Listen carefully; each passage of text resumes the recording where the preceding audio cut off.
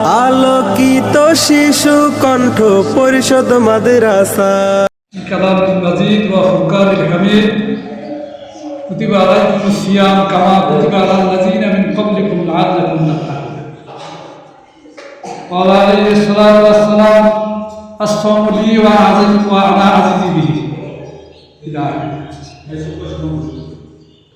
আজকের এই সভার সম্মানিত সভাপতি আমাদের এই মাদ্রাসার আলোকিত শিশুদের মহাপরিচালক উপস্থিত শিক্ষক মহোদয়গণ, আমার প্রাণ প্রিয় ছাত্রছাত্রীরা সকলের প্রতি আমার আসসালামু আলাইকুম ওয়া রাহমাতুল্লাহি ওয়া বারাকাতুহু। আজকে আমাকে রমজানের গুরুত্ব সম্পর্কে আলোচনার জন্য বলা হয়েছে। আমার পূর্ববর্তী বক্তা মৌলানা আনোয়ার সাহেব যথেষ্ট আলোচনা করছেন, এর মধ্যে আমি একটু সংক্ষিপ্ত আলোচনা করব। আল্লাহ যেন আমাকে তৌফিক দেন সকলকে। আমি যে আয়াতটা পাঠ করেছি, কুতিবা আলাইকুমুস সিয়াম কামা কুতিবা আলাল লাযিনা মিন ক্বাবলিকুম লাআল্লাকুম তাত্তাকুন, রমজান মাসটা আমাদের উপরে ফরজ করা হয়েছে, এর পরবর্তীতেও রোজা ফরজ করা হয়েছিল। এই আয়াতের দ্বারা এটাই আমরা বুঝতেছি। তাহলে যদি আগে রমজান থেকে থাকে, এর আগে যদি রোজা ফরজ করা হয়ে থাকে, আমাদের উপরে আবার ফরজ করা হবে কেন? একটা প্রশ্ন থেকেই যায়। এইটার কিছু সমাধান দেওয়ার চেষ্টা করব। সেইটা হচ্ছে যে আমরা হযরত আদম আলাইহিস সালামকে যখন আল্লাহ পাক বললেন, ইয়া আদম উসকুন আনতা ওয়া যাওজুকা, হে আদম তুমি এবং তোমার স্ত্রী এই জান্নাতের মধ্যে বসবাস করো। ওয়ালা তাকরাবা হাযিহিশ শাজারাতা, তাকরাবা হাযিহিশ শাজারাতার ব্যাখ্যার মধ্যে পাওয়া যায় যে মহান আল্লাহ রাব্বুল আলামিন মানুষের উপর রোজা ফরজ করবেন। কি ফরজ করবেন? রোজা ফরজ করবেন। তার ইঙ্গিত অর্থাৎ বাধা সৃষ্টি করাইলে খাওয়ার জন্য কাকে? হযরত আদম আলাইহিস সালামকে। দ্বারাই বুঝে নিতেছি আমরা যে পরবর্তীতে বাধার রূপ নিতে নিতে 1 মাস না খায় থাকার একটা বিধান চালু হয়ে গেল। আমরা এই রোজা শুরু হবে, এই বিধানটা কিন্তু আদম আলাইহিস সালামের ওখান থেকেই আমরা পাই। তাহলে আসুন পরবর্তীতে রোজাটা কিরকম হলো, পরবর্তী নবী রাসূলদের উপরে রোজা হলো। কারো মতে হযরত আদম আলাইহিস সালামের সময় 40টা রোজা ছিল।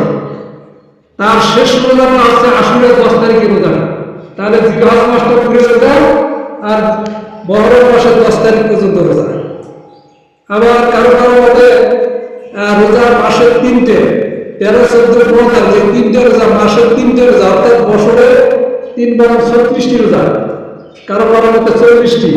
আবার পরবর্তীতে রূপান্তর হয়ে আমাদের নবীর সময় আমাদের নবীর কাছে ওহী হয়ে গেল, এই রমজান মাসের আয়াত নাযিল হয়ে গেল যে তোমরা আগে যেরকম রোজা ছিল একটু নিয়মের পরিবর্তন, রোজার মধ্যে না যায় 30টা রোজা, এখন 40টা একটা সম্ভব দিশা পাওয়া যায়, আবার 36টা দিশা পাওয়া যায়। কিন্তু আমরা আসলে 30টা রোজা পেলাম, তাহলে রোজা কমিতে পারি, কমে গেল। 30টা হওয়ার কারণটা যদি আমি পাইলাম, সেটা হচ্ছে যে একটা মানুষ যখন অবৈধ কোনো খাওয়া ভক্ষণ করে, অর্থাৎ শরীরের মধ্যে অবৈধ কিছু খায়, যদি শরীরের মধ্যে রক্ত জমে যায়, এইটাকে নষ্ট করতে পুরো 30 দিন না। এই জন্য 30টা রোজা ফরজ হয়। অর্থাৎ লাআল্লাকুম তাত্তাকুনের ব্যাখ্যায় দিয়ে পাওয়া গেল যে মানুষ মুত্তাকি হতে পারে। রমজান শুরু হওয়ার আগেই কিন্তু মানুষ মুত্তাকি হয়ে যায়। রমজান মুত্তাকিদের ভাবে রমজান শুরু হওয়ার আগেই মানুষ মুত্তাকি হয়ে যায়। রমজান মাসে মানুষ চুরি চামারি বন্ধ করে, রমজান মাসে অবৈধ খাবার খায় না, হারাম খাবার, চুরি চামারি করা খাবার খায় না। এইটা না খাওয়ার নামেই হলো মুত্তাকি, অর্থাৎ বাঁচিয়ে দিতে হবে। মুত্তাকি শব্দটার অর্থ হলো হালাল সবকিছুই খায় না, হারাম তো খায় না, হালালও সবকিছু খায় না, হালালও সবকিছু খায় না।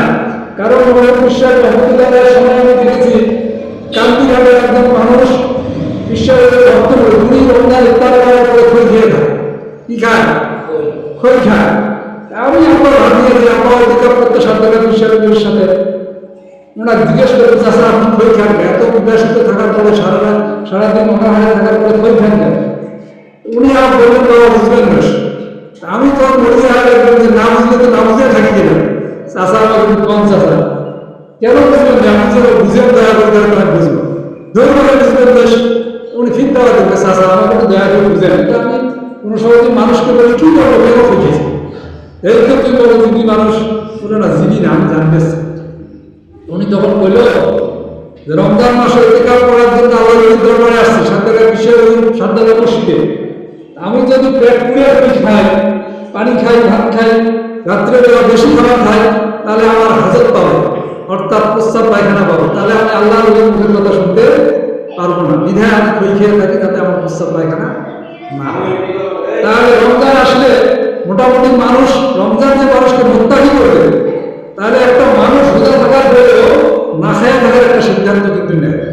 আমরা অনেকে আমরা যে রোজা রাখি, আমরা সন্ধ্যেবেলায় খাওয়ার পরে রাত্রে আর কিছু খাই না, যতটুকু খাই এটাকে সারি বলা হয়। সারি কিন্তু শেষ রাতের খাবার না, সারি রাত্রে শেষ রাতের খাবার না, এটা ক্লাস 4 অথবা 5 এর মধ্যে পাওয়া যাবে। আমি সাহিত্যের মধ্যে সারি শব্দটার অর্থ হলো রাতে রাতটাকে 3 ভাগ করার পরে শেষের ভাগটাকেই সারি বলা হয়। এই সারির অর্থ শেষ রাতের তাহাজ্জুদ নামাজও হতে পারে, রমজান মাসের সারির অর্থ শেষ রাতের খাবারটাকে বোঝানো হয়েছে। মূলত সারির অর্থ শেষ রাতের খাবারটা নয়, শেষ রাত্রে কোনো ইবাদতবন্দি কোনো কাজ, মানে রাত্রের 3 ভাগের পরে যে কাজটা এটাকে সারি বলা হয়। কথা বোঝা গেছে? তাহলে এখন আমরা রোজার মোটামুটি একটা তত্ত্ব পাইলাম। কারো কারো মতে নবীদের আমলে এরা একটা রোজা ভাঙতো আর একটা রোজা করতো, কারো কারো মতে 2টে ভাঙতো একটা করতো, এইভাবে তারা রোজা করতো সারা জীবন, বছর সব রোজা করার একটা তত্ত্ব পাওয়া যায়। আলোকিত শিশু কণ্ঠ পরিষদ মাদ্রাসা।